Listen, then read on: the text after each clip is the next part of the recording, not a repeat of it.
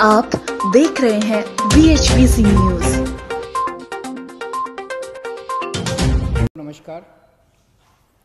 2 दिन से थोड़ा बुखार था, गले में थोड़ी खराश थी।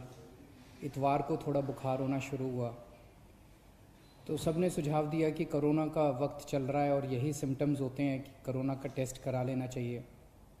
कल सुबह कोरोना का टेस्ट हुआ था, शाम तक रिपोर्ट नेगेटिव आई। इस दौरान आप सब लोगों ने, बहुत सारे लोगों ने अपनी दुआएं भेजी, अपना आशीर्वाद भेजा और ऊपर वाले की कृपा से टेस्ट नेगेटिव आया। आप सब लोगों का बहुत बहुत तहे दिल से शुक्रिया जिन्होंने अपने शुभकामना संदेश भेजे। मैं अपने घर में ही एक कमरे में अपने आप को बंद किए हुए पिछले 2 दिन से देख रहा था। मेरा शरीर तो यहाँ था लेकिन मेरा मन इसी में था कि दिल्ली में किस तरह से और क्या क्या किया जा सकता है कोरोना को कम करने के लिए, लोगों को इलाज कराने के लिए। आज दिल्ली की जो पोजीशन है, दिल्ली में 31,000 टोटल केस हो चुके हैं। इसमें से लगभग 12,000 लोग ठीक होकर घर जा चुके हैं। 18,000 लोग अभी एक्टिव केस हैं जिनको अभी भी बीमारी है। 900 के करीब लोगों की डेथ हो चुकी है। जो 18,000 लोग एक्टिव केसेस हैं, इनमें 15,000 होम आइसोलेशन में अपना इलाज करा रहे हैं। कल SDMA की मीटिंग थी, स्टेट डिजास्टर मैनेजमेंट अथॉरिटी। उसमें मुझे भी जाना था, मैं नहीं जा पाया। मनीष सिसोदिया जी और अन्य मंत्रीगण गए थे। LG साहब ने इसकी अध्यक्षता की थी। वहाँ पे जो आंकड़े प्रस्तुत किए गए सरकार द्वारा, वो आंकड़े दिखाते हैं कि आने वाले समय में दिल्ली में कोरोना बहुत तेजी से फैलने वाला है। 15 जून को उम्मीद है कि 44,000 केस हो जाएंगे। जो आज 31,000 केस हैं, ऐसा अनुमान है कि 15 जून तक 44,000 केस हो जाएंगे।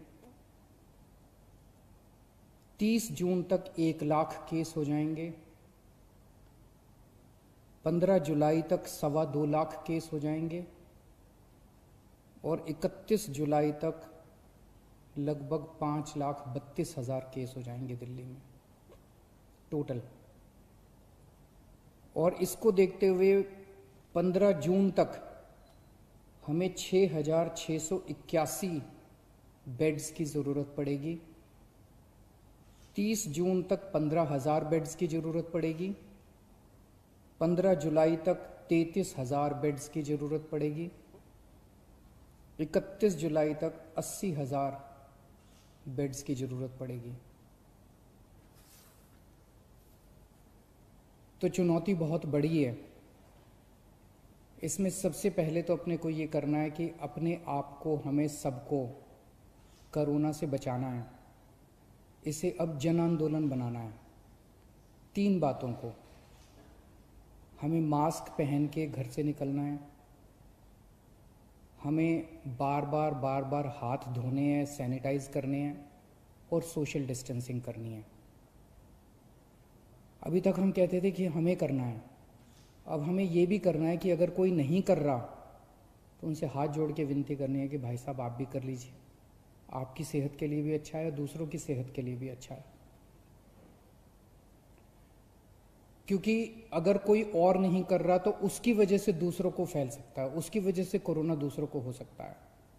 तो इसे अब जन आंदोलन अपने को बनाना है, सबको खुद भी करना है और दूसरों से भी करवाना है। जैसे ऑड इवन में हमने जन आंदोलन किया था ना, ऑड इवन में हम भी करते थे और अगर कोई फॉलो नहीं कर रहा तो गाड़ी रोक के शीशा नीचे करके उसको कहते थे कि भाई साहब घर चले जाओ, आपका व्हीकल आज ऑड है या इवन है, ये ठीक नहीं है।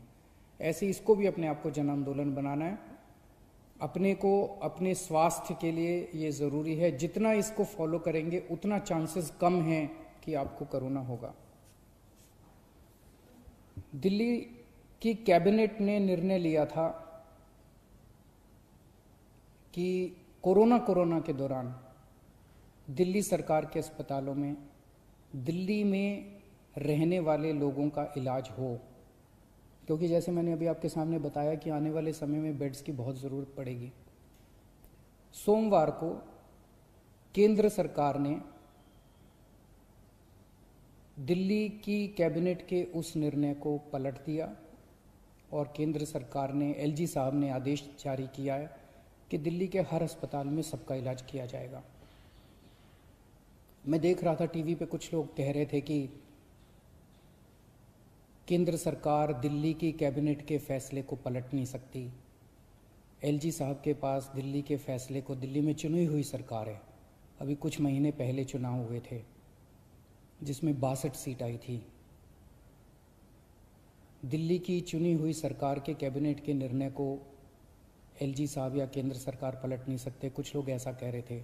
कुछ लोग कह रहे थे कि दिल्ली में खुद इतने सारे केस हो रहे हैं, दिल्ली के लोगों को खुद इतने बेड्स की ज़रूरत पड़ेगी। मेरा अब ये कहना है, केंद्र सरकार ने निर्णय ले लिया, एलजी साहब ने आदेश पारित कर दिया। ये समय असहमतियों का समय नहीं है, ये समय एक दूसरे से डिफर करने का समय नहीं है। अब जो निर्णय हो गया केंद्र सरकार का, एलजी साहब ने जो आदेश दे दिया उसको लागू किया जाएगा। एलजी साहब के आदेश को अक्षरशः लागू किया जाएगा, केंद्र सरकार के निर्णय को लागू किया जाएगा। अब इस पे कोई असहमति नहीं करनी, अब इस पे कोई वाद विवाद नहीं करना, अब इस पे कोई लड़ाई झगड़ा नहीं करना। ये सब लोग, मैं जितने सरकार के अंदर भी हैं, जितने पार्टी के लोग हैं, मैं सबको मैसेज देना चाहता हूं कि एलजी साहब के आदेश को लागू किया जाएगा, केंद्र सरकार के निर्णय को लागू किया जाएगा। चुनौती है, बहुत बड़ी चुनौती है, अभूतपूर्व चुनौती है। जैसा मैंने कहा, 15 जुलाई को दिल्ली में 33,000 बेड्स की जरूरत पड़ेगी दिल्ली वालों के लिए। 31 जुलाई को 80,000 बेड्स की जरूरत पड़ेगी। बाहर से कितने लोगों के आने की उम्मीद है? मोटे मोटे तौर पे देखें तो दिल्ली के अस्पतालों में जब कोरोना नहीं था, नॉर्मल टाइम में दिल्ली के अस्पतालों में 50% लोग दिल्ली के बाहर से आके इलाज कराते हैं। तो अगर वो अभी माना जाए तो जितने बेड्स हमें दिल्ली के लोगों के लिए चाहिए, उतने ही बेड हमें दिल्ली से बाहर से आने वाले मरीजों के लिए, हमारे भाई बहनों के लिए चाहिए होंगे। तो 15 जुलाई को दिल्ली के वालों के लिए 33,000 बेड चाहिए, तो सारे मिला के बाहर वाले भी अगर मिलाएंगे तो 65,000 बेड्स की ज़रूरत पड़ेगी। और 31 जुलाई को 80,000 बेड अगर दिल्ली वालों के लिए चाहिए तो लगभग 1.5 लाख टोटल बेड्स की ज़रूरत पड़ेगी। बहुत ज़्यादा बड़ी चुनौती है, आसान काम नहीं है। लेकिन इतना मैं कह सकता हूँ कि हम पूरी कोशिश करेंगे, तन मन धन जो बन सकेगा। ये हमारी जिम्मेदारी भी है और ये सेवा का काम है। मैं खुद निकलूँगा, कल से परसों से मैं खुद ज़मीन पे उतरूँगा, मैं खुद जाके स्टेडियम्स को, बैंक्वेट हॉल्स को, होटल्स को तैयार करवाएंगे। हम लोग जितना ज़्यादा से ज़्यादा हो सकेगा हम कोशिश करेंगे। मैं बस इतना कह सकता हूँ कि हमारी कोशिशों के अंदर ईमानदार कोशिश होगी और पूरी कोशिश होगी, कोई कमी नहीं होगी। लेकिन ये विपदा इतनी बड़ी है, ये मुसीबत इतनी बड़ी है, मानव जाति के इतिहास में शायद इतनी बड़ी विपदा कभी नहीं आई। हमारे काम में 100 कमियां रह सकती हैं, लेकिन हमारी नीयत में और हमारी कोशिश में आपको कमी नज़र नहीं आएगी। मैं पड़ोसी राज्यों से भी, वहाँ की सरकारों से भी निवेदन करता हूँ, अपील करता हूँ कि वहाँ समुचित व्यवस्था करें अपने अपने बेड्स के लिए और मरीजों के लिए। कर भी रहे होंगे, मैं किसी को दोष नहीं निकालना चाहता, कर भी रहे होंगे, ताकि कम से कम लोगों को दिल्ली आने की ज़रूरत पड़े। इस दौरान मैं देख रहा था कि मीडिया वाले बहुत अच्छा काम कर रहे हैं। मैं मीडिया को सैल्यूट करना चाहता हूँ, मैं मीडिया को साधुवाद, धन्यवाद देना चाहता हूँ। आपने हमारी जो जो कमियां रह जाती हैं, आप रोज़ हमारी कमियां बताते हैं और वो कमियां हमें सीखने का एक मौका देती हैं। आपने हमारे ऐप में इतनी सारी कमियां बताई, उन कमियों को पिछले एक हफ्ते के अंदर हमने काफ़ी दूर किया है। अभी भी कुछ कमियां हो सकती हैं, आप प्लीज़ हमें ज़रूर बताइएगा। काफ़ी कमियों को ऐप में दूर किया, लेकिन अभी भी जो कमियां हो हमें ज़रूर बताइएगा। मैं देखता हूं कि लगभग हर चैनल पे कुछ पेशेंट्स को या पेशेंट्स के रिश्तेदारों को, दोस्तों को वो किस तरह से बताते हैं कि कई अस्पतालों में गए, मैं पहले इस अस्पताल में गया, मैं इस अस्पताल में गया, मैं इस अस्पताल में गया, मुझे इलाज नहीं मिला, मुझे बेड नहीं मिला। मैं सोच रहा था कि टोटल कितने 10, 12, 15 चैनल होंगे। उन 15 चैनलों पे 15 या 20 केसेस बताए जा रहे होंगे, लेकिन ऐसे लोगों की संख्या जिनको तकलीफ हो रही है, जिनको बेड नहीं मिल रहे, उससे कहीं ज़्यादा है। केवल 15-20 लोग नहीं हैं जो टीवी पे आए। लेकिन मैं आपकी जानकारी के लिए बता दूं, पिछले एक हफ्ते में एग्जैक्टली 8 दिन में दिल्ली के अस्पतालों में 1900 लोगों का एडमिशन हुआ, 1900 लोगों को बेड मिले हैं दिल्ली के अस्पतालों में। और आज 4200 बेड अभी खाली हैं। लेकिन ये 4200 बेड मोस्टली सरकारी अस्पतालों में खाली हैं, प्राइवेट के मोस्टली भर गए हैं। उसका भी इंतजाम कर रहे हैं, कोशिश कर रहे हैं। लेकिन पिछले 8 दिनों में 1900 लोगों को बेड मिले। लेकिन एक तरफ जहां 1900 लोगों को बेड मिले, वहीं कम से कम 150-200 लोगों को बेड के लिए धक्के भी खाने पड़े। तो जब टीवी चैनलों के ऊपर एक एक केस बताया जाता है, मेरी टीम एक एक केस पे गौर करती है और हम उससे सीखने की कोशिश करते हैं। एक तरफ हम कोशिश करते हैं कि उस व्यक्ति को हम उसकी विपदा दूर कर सकें, और दूसरी तरफ उसे तकलीफ क्यों हुई, हमारे सिस्टम में कहाँ कमी थी, उस कमी को सीख के उस सिस्टम की कमी को हम दूर करने की कोशिश करते हैं, ताकि आने वाले और किसी को तकलीफ ना हो। लेकिन फिर भी हम परफेक्ट नहीं हैं, सब कुछ ठीक नहीं है, अभी बहुत सारी कमियां हैं हमारे सिस्टम में, और सब कुछ लेकिन खराब भी नहीं है। काफ़ी कुछ काम हुआ भी है, हमारे डॉक्टर्स लगे हुए हैं, हमारे नर्सेस लगे हुए हैं, सरकारी ऑफिसर्स लगे हुए हैं, पुलिस वाले लगे हुए हैं, सब लोग बहुत काम कर रहे हैं। लेकिन अभी भी बहुत सारी चीज़ें ठीक करनी है।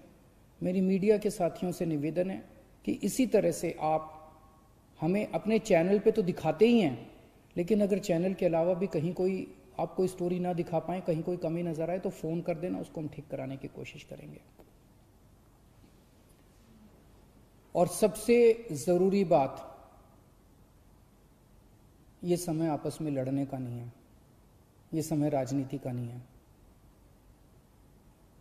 मैं देखता हूँ आपस में ये पार्टियां सारी लड़ रही हैं। बीजेपी वाले आम आदमी पार्टी से लड़ रहे हैं, आम आदमी पार्टी वाले कांग्रेस से लड़ रहे हैं, कांग्रेस वाले बीजेपी से लड़ रहे हैं, वो उससे लड़ रहा है, वो उससे लड़ रहा है। अगर हम सारे आपस में लड़ते रहे तो कोरोना जीत जाएगा। और जो एक आम आदमी बैठ के टीवी चैनल देखता है, वो सोचता है यार ये क्या पार्टियां हैं, आपस में लड़ रही हैं, मेरी किसी को परवाह नहीं है। हमें आपस में नहीं लड़ना, हमें इस टाइम एकजुट होना है, हमें एक देश बनना है। जब तक सारे मिलके नहीं लड़ेंगे, बीजेपी, कांग्रेस, आम आदमी पार्टी, ये पार्टी, वो पार्टी, डॉक्टर्स, नर्सेज, पुलिस, सारी संस्थाएं, समाजसेवी संस्थाएं, धार्मिक संस्थाएं, जब तक सारा देश मिलके एक साथ नहीं लड़ेगा, तब तक हम कोरोना को नहीं जिता पाएंगे। आप सोच भी नहीं सकते कितनी बड़ी विपदा है ये। आपस में नहीं लड़ना, सारी सरकारों को मिलके, सारी संस्थाओं को मिलके, सारी पार्टियों को मिलके हमें एकजुट होके कोरोना को हराना है। अगर हम आपस में लड़े, कोरोना जीत जाएगा, और अगर हम एकजुट हो गए, हम कोरोना को हरा लेंगे। शुक्रिया।